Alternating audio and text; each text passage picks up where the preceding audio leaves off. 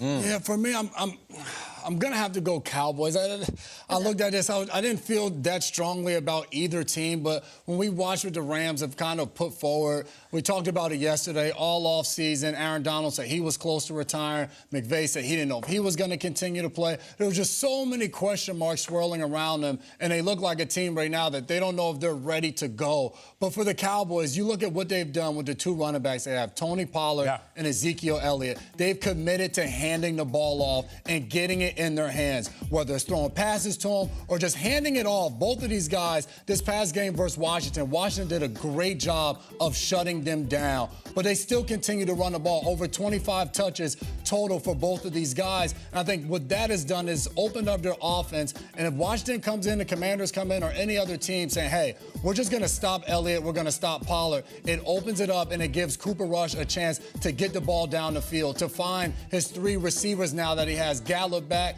Noah Brown, and then obviously the number one in CeeDee Lamb. So for me, I'm trusting the Cowboys because they found a situation, they found a formula that is working for them as a football team, even without Dak Prescott. We're going to run the ball. We're going to get it in our two playmakers' hands at the running back position, and then we're going to pass off of that and has allowed Cooper Rush to remain undefeated in his career. Yes. Give me the defensive side of things here for the Cowboys, for why I'm trusting them right now. And, Jason, if I said to you a team held an opposing team under 300 yards passing in a game, that's pretty good, right? It's a good game. Cowboys have held every opponent under 200 yards passing. Goodness. Let's go over these numbers here. I'm looking at them, and I lost them. Here we go. Defensively, 195 against the Buccaneers, 165 against the Bengals, 169 against the Giants, and 155 against the Washington Commanders. And it's not just how they're covering things in the back end, it's what they're doing up front. And DeMarcus Lawrence, a guy, I don't know we focus so much on Micah Parsons, but DeMarcus Lawrence is a guy that had that resurgence certainly against the Giants. He was dominant in that game. I saw a tweet from his agent, David Canner. Where is that tweet? Quote, he's washed up, fans said. Media said they overpaid. Don't get on the train now. Stay how you were. Oh, you can't say that word. Not knowing bleep. You can't say that word on the air, David, unless you're, well, Jamie Erdahl. I love what the Cowboys are doing front to back on that defense, particularly against the pass, which is hard to do in the NFL these days. I trust the Cowboys more, Kyle. We've all done it. Live TV. I started the club. I know. I went back and watched yours. That was pretty good. You almost walked off set. I was in a raged blackout, similar to how Nick Saban is when he behaves that way, so it's fine. It's four friends talking football. We need more of it. Yeah. No. I'm trying to get back to the. Can we just talk football? Trust. Yes, all I want to do is talk football, Mike. Trust. It's always the nonsense with you. I trust Cooper Rush right now. That's who I trust. I don't trust the Cowboys to do right by Cooper Rush. I'm worried about this. Here's the facts. They've got 3-game win streak. They're playing this different brand of football. It's boring. It's effective. The defense, we all talked about it. Cooper Rush is going to play this weekend against the Rams. Yep. If he wins this game, you start his butt against the Eagles. I don't care if Dak can grip, nothing. You start him. It's a 4-game win streak. The team is on fire. They're playing cohesive. They're tight. They're together. And there's all this theater involved with that Eagles game. You're starting to hear Ian saying it's when Dak might return. So Jerry, as he does, you know, because he needs the money, goes on 105.3 FM in Dallas, and he's straight up asked, is there a scenario where you guys can see yourselves sticking with Cooper Rush even if Dak is healthy? And I'm gonna read you the exact answer. It's a play in 3 acts. Will you stick with Cooper Rush if Dak is healthy?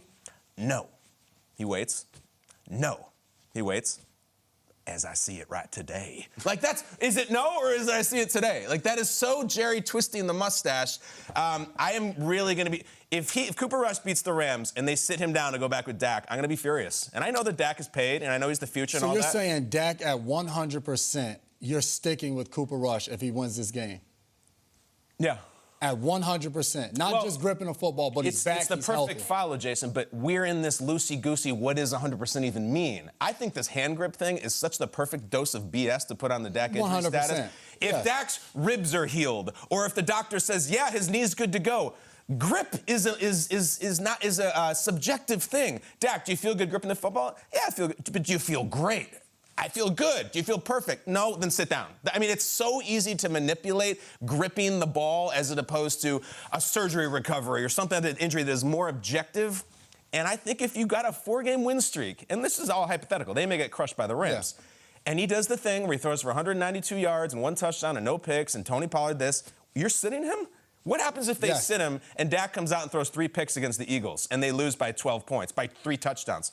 I know Dak's the future. I'm not saying you're going to trade him. This is a Brady Bledsoe situation. But right now, stick with what's hot and use the nonsense of football grip as an excuse to do it. I don't think the football fans in Dallas, by the way, are clamoring for Dak to get back either. Cooper Rush is a thing. If he wins this weekend, it's a real thing.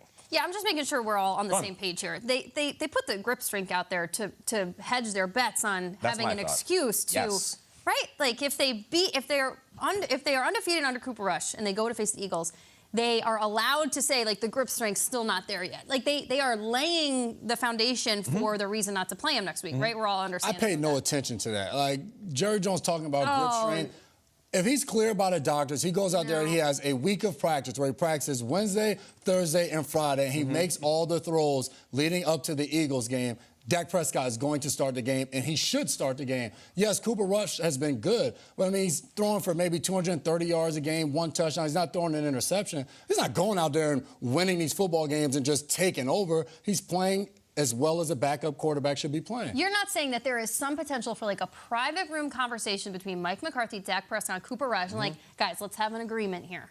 Let's just say it's still your grip. You think Dak Prescott is going to go in and say, you know I don't what? think Dak's in the room. You don't I think think it's the Jones boys, and I think it's McCarthy, and I do. Yeah, and I think they're going to wait for him to get, as well as Rush is playing, they're going to wait for him to get healthy, yes. Angry about this. No, I'm just saying. They're going to wait for him to get healthy, yes. Yeah. They're not going to put him out there fresh off, hey, he goes out there, he has a limited Friday practice, and we're just, all right, go ahead, Dak, let's see what you can do. No, they're going to want to see him do it in practice. Yeah. But when he does, it will be his show to take over. I want to make sure it's all about the football. My suspicion about Dallas Cowboys, it's always about merchandise in the show. And I would hate the idea that Eagles, primetime, Dallas, that's our grand return for Dak, and let's sell jerseys and do ratings. Screw all that. Win games. If you're doing it because definitely Dak is going to be better and he's blah, blah, blah, fine. But my suspicion with the Cowboys is always it's all about the show and the merchandise. Cooper Rush is a terrible show, but he's undefeated. I don't know. I won't argue that at all. I'll just quickly say that when I was thinking about this question, I found it kind of like a trap question because it's like, how can you trust the Rams? Like with what we have seen the last couple weeks. Just the word trust made me think back to, remember in gym class, you do like the trust fall activity? Yeah. Where like you're standing up there and your eyes are closed and you have the, like, there's person back there who's like, are you messing with me? Like, are your arms locked or are you not? And like, here I go. It's like, who's the team you'd rather have back there right now? Catching you. I think I'm still going to go with the Dallas Cowboys. There's just something about the way they have come together and not come apart at the seams in the last couple weeks. It's pretty cool. Trust fall. Here we go. Total access. I prefer to fall into the arms of Cooper Rush than, well, Stafford's got a bad elbow. Too, right, exactly. I mean, so many. I want to fall into the arms of Jimmy Garoppolo. That's all. Never mind. Is he even on the Cowboys? I don't care. That's my